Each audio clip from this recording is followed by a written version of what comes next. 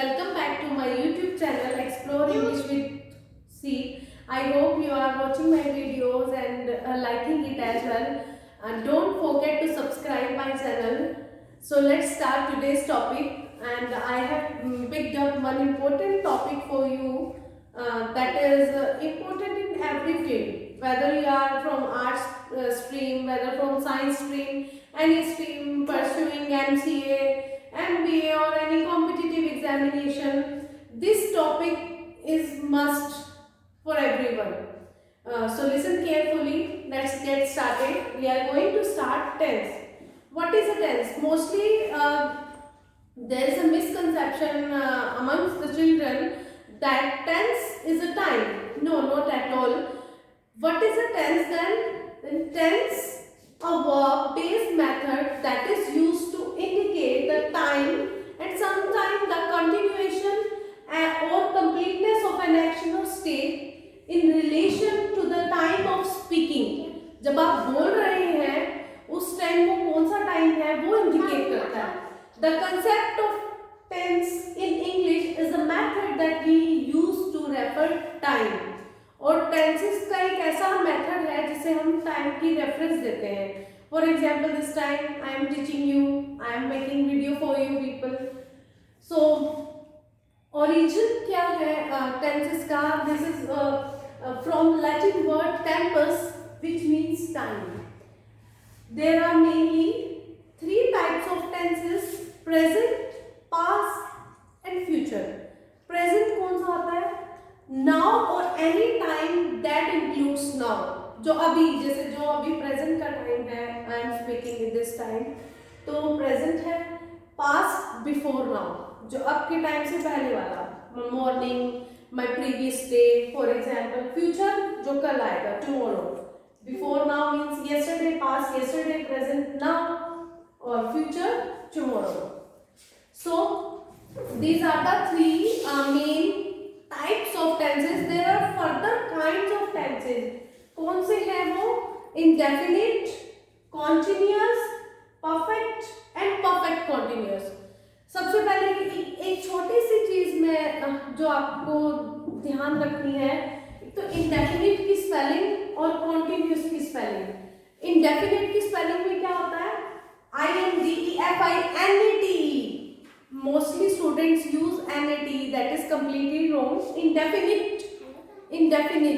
Then continuous is also mostly 60% people write wrong. So the correct spelling of continuous is CONTINUOUS. NUOUS दो आते हैं. ओ से पहले भी यू और बाद में भी, तो ओ के पहले वाला यू खा जाते हैं. Then perfect and perfect continuous, they are total in 12. like अगर हम इसको कैटेगराइज करें, present indefinite, present continuous, present perfect continuous. in the same way past indefinite, past continuous, past perfect continuous. in the same way future indefinite, future continuous, future perfect and future perfect continuous. अब as a name suggest, अगर हम इनका थोड़ा थोड़ा करें तो indefinite जो definite नहीं है, कॉन्टिन्यूस जो कॉन्टिन्यूटी में चल रहा है, परफेक्ट मीन्स अब कुछ चीज परफेक्ट कहते हैं ना, perfect, completeness, you are looking perfect means complete, and perfect continuous means completeness also, and that's going on also.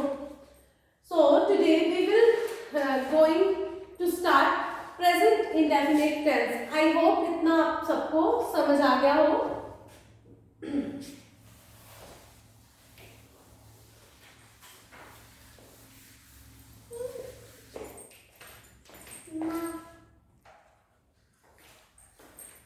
So let's start present indefinite tense. As the name suggests that nothing is definite in it, कुछ भी वो नहीं है.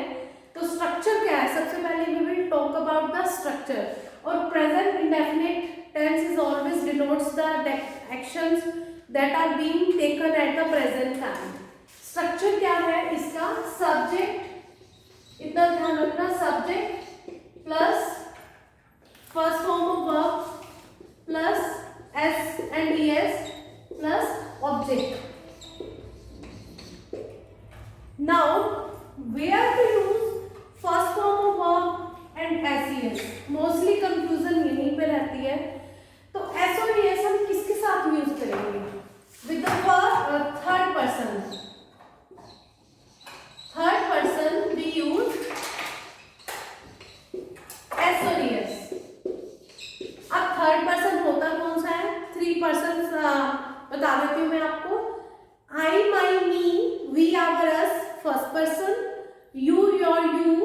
Second person, he she it any name, ये सब क्या है third person. तो थर्ड पर्सन और सिंगुलर्स, जो भी सब्जेक्ट में सिंगुलर होगा या थर्ड पर्सन होगा, for example he she it any name, तो इनके साथ हम एस और एस का यूज करेंगे। For example she स्लीप्स early, she स्लीप्स early. Here she sleeps early. Sleep, she is the third person, sleep is the verb, and we have used s here. Q, why? Because she is the third person and it is singular also. ठीक है, तो जहां singular होगा और third person होगा वहां पे हम यूज करेंगे एस और एस। आपको थोड़ा सा बता देती हूँ, I, my, me, we, our, us, this is the first person, you, your, you, this is the second person, and he, she, it, they, them, any. Here जो they और them है ये क्या है, प्लूरल है, इसलिए इनके साथ एस और एस का यूज नहीं होता। अब rest of the things first person और सेकंड पर्सन के साथ हम एस और एस नहीं यूज करते। For example you should, you go out for a walk daily, for a walk daily. You go out for a walk daily. Here, you is the second person. That's why we have used only go. We have not used s and es here. तो इतना समझ में आ गया, जितने भी Plurals होते हैं और first person and second person उनके साथ हम एस और es का नहीं यूज करेंगे। I'll give you one more example. I pray to God daily. I pray to God daily. अब देखो, I pray to God daily. अब मोस्टली एक I का तो सभी ने एक क्रैमिंग ही की हुई है कि I के साथ एस और एस नहीं लगेगा। क्यों नहीं लगेगा? अब मोस्टली लोग कहते हैं आई इज प्लूरल, कि आई प्लूरल है, एस और एस तो सिंगुलर के साथ लगता है। आई प्लूरल, यहाँ आई प्लूरल हुआ है इसलिए उसके साथ एस और एस नहीं लगेगा। No, that is completely wrong. I के साथ एस और एस क्यों नहीं यूज होता? Because I is the first person, और मैंने already I have told you with first person we never use S और S. So this is the reason we don't use s or es with I. But mostly students understand it and they say, "Ma'am, I तो plural है, but I is always singular. मैं एक ही हूँ, एक ही person हूँ, but I first person है, इसलिए यहाँ पे हम s और es का use नहीं करते." Clear? Till now. Now this was the affirmative structure. Now negative. Negative में हम क्या यूज करते हैं? Subject plus do does plus note plus first form verb plus object. In the same way कैसे use करेंगे हम इसको? They do not eat food, इसको हम डोंट भी कहते हैं. They do not eat food, तो यहाँ पे दे है, दो it is a third person. Third person के साथ हम ऐसे एस और एस यूज करते हैं, बट दिस इज प्लूरल. एक कंडीशन ये होनी चाहिए, एस और S always comes with singular and they on the other hand they is plural. That's why we have not used do. अब एक प्रॉब्लम है यहाँ पे example, other example I am taking, she does not eat food. अब यहाँ पे हमने S और एस का भी यूज कर दिया। कुछ स्टूडेंट्स एक मिस्टेक करते हैं, यहाँ भी एस लगा देते हैं। She does not eat food, that is completely wrong. आपको ये नहीं करना। ऑलरेडी डू और डज का हमने जहाँ पे एस और एस लगेगा वहां हमने डज यूज किया है, जहाँ नहीं लगेगा वहां हमने डू यूज किया है, तो यहाँ पे ईट्स नहीं आएगा। आपके कई बार एरर्स भी आते हैं, तो एरर्स में भी ये कॉमन एरर्स होते हैं, तो यहाँ पे एस और ईएस कहाँ आएगा? She does not eat food, this is the correct sentence. So this was the negative. अगर हम इसी को ही इंटरोगेटिव में करते हैं, इंटरोगेटिव में अगर हम किसी helping verb, this is the helping verb and this is the main verb, एक सेंटेंस में दो वर्ब होती हैं, एक हेल्पिंग वर्ब एक मेन वर्ब। तो हेल्पिंग वर्ब से जब हम सेंटेंस स्टार्ट होते हैं तो उसका क्वेश्चन मार्क और इंटरोगेटिव बनता है।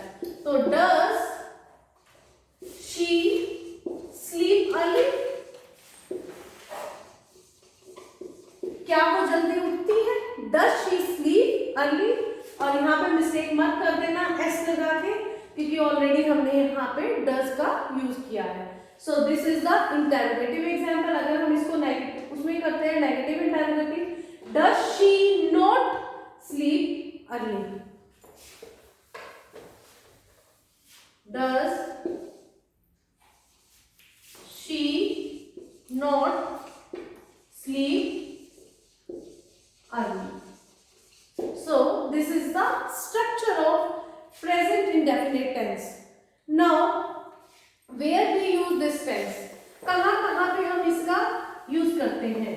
एक इसके रिकॉग्निशन वर्ड है जो मोस्टली चलते हैं, यूजुअली, डेली, एवरीडे एक्सेट्रा। ये जहां पे भी आ जाते हैं इट मीन्स हमने वहां पे प्रेजेंट इंडेफिनिट टेंस का यूज करना होता है। नाउ इनके यूजेस क्या है? What are the uses of present indefinite tense? कहां पे हम इसका यूज करते हैं? Number 1, for habitual actions and daily routine.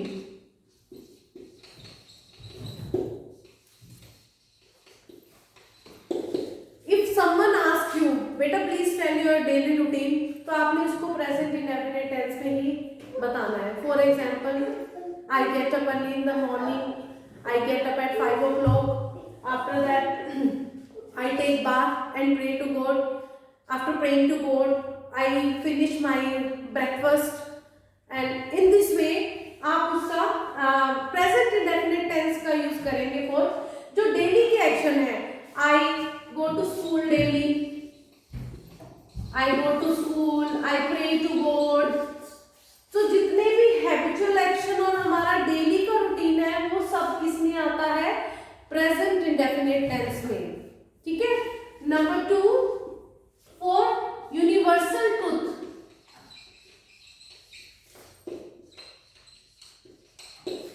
अब यूनिवर्सल ट्रूथ कौन से हुए? For example, the sun revolves round the earth revolves around the sun. The earth revolves around the sun. This is truth, universal truth, इसको कोई change ही नहीं कर सकता। ठीक है, तो ये क्या है? यूनिवर्सल ट्रूथ है। कुछ साइंटिफिक ट्रूथ भी होते हैं, water boils at 100 degree Celsius, so this is also scientific truth, इसमें हम कुछ भी चेंज नहीं कर सकते। तो ये भी क्या है? यहाँ पे भी हम प्रेजेंट इंडेफिनिट टेंस का यूज करेंगे।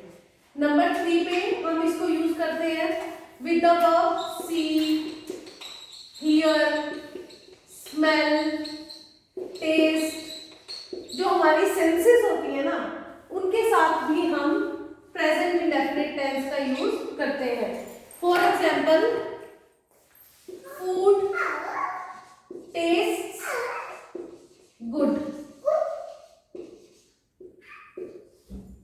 ठीक है, तो यहाँ पे टेस्ट आया, सो test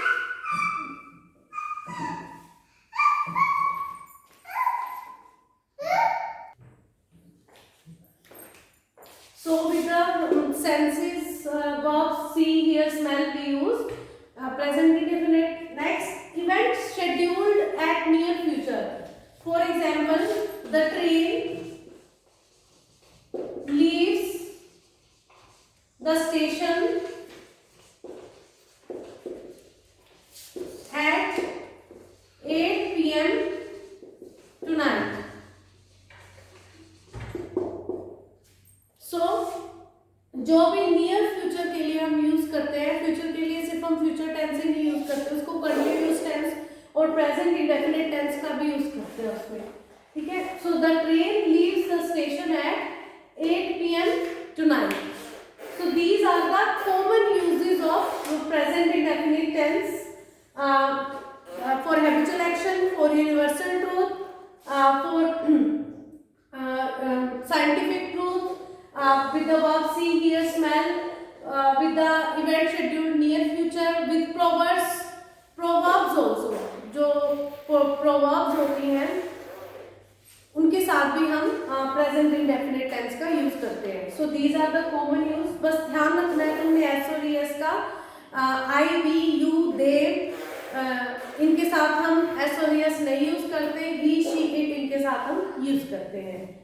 I hope you liked it and you are able to understand each and everything very clearly. Thank you for watching the video. Bye. Have a nice day. We'll meet in the next video. Bye.